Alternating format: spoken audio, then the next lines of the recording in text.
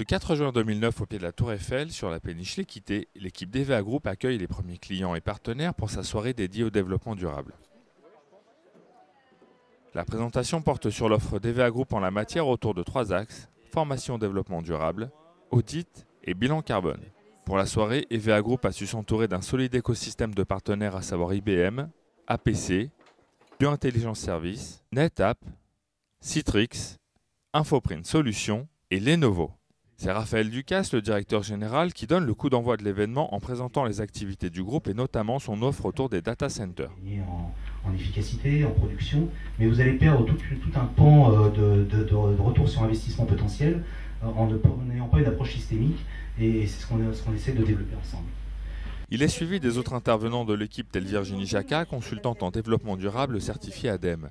Selon elle, chacun peut contribuer au développement durable. On peut tous faire quelque chose.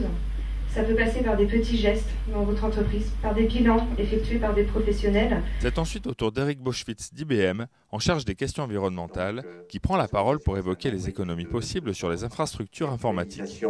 C'est faire en sorte que vos multiples petits serveurs tournant à 5-10%, qui consomment autant d'énergie que s'ils étaient chargés complètement, sont transférés sur un gros serveur. Des économies importantes vers lesquelles devraient se tourner les DSI, de plus en plus soucieux du Green IT. Selon Stéphane Parpinelli, journaliste pour le site spécialisé Cleantech République, la tendance des investissements dans ce domaine est clairement à la hausse. Avec des prévisions de croissance à 2 ans de l'ordre de 8%, ce qui est quand même pas négligeable.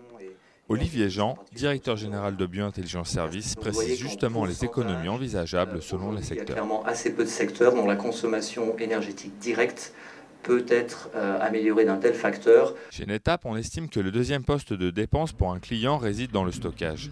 Philippe Choyer, en charge du développement des ventes, explique ainsi comment optimiser ces économies de stockage. Toujours en matière d'économie, Pierre Gilles, directeur Channel chez Citrix, prône la consolidation entre machines virtuelles, la rationalisation et la centralisation du stockage et même la virtualisation des postes de travail. Au-delà de ces PC Green, le constructeur Lenovo a également pensé au recyclage, comme le souligne Laurent Caron, directeur des ventes distribution. On intègre de plus en plus de matériaux recyclés et ça contribue également à cette démarche environnementale. Autre partenaire de l'écosystème EVA Group, Infoprint Solutions, poursuit la réunion en traitant des économies réalisables autour de l'impression. Enfin, Paul-François Cattier, vice-président d'APC, passionne l'auditoire en détaillant la consommation des data centers.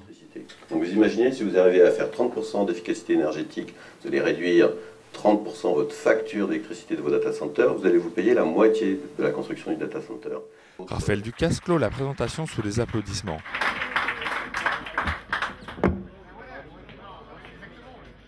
Le cocktail est ensuite l'occasion d'échanger avec les clients et les fournisseurs.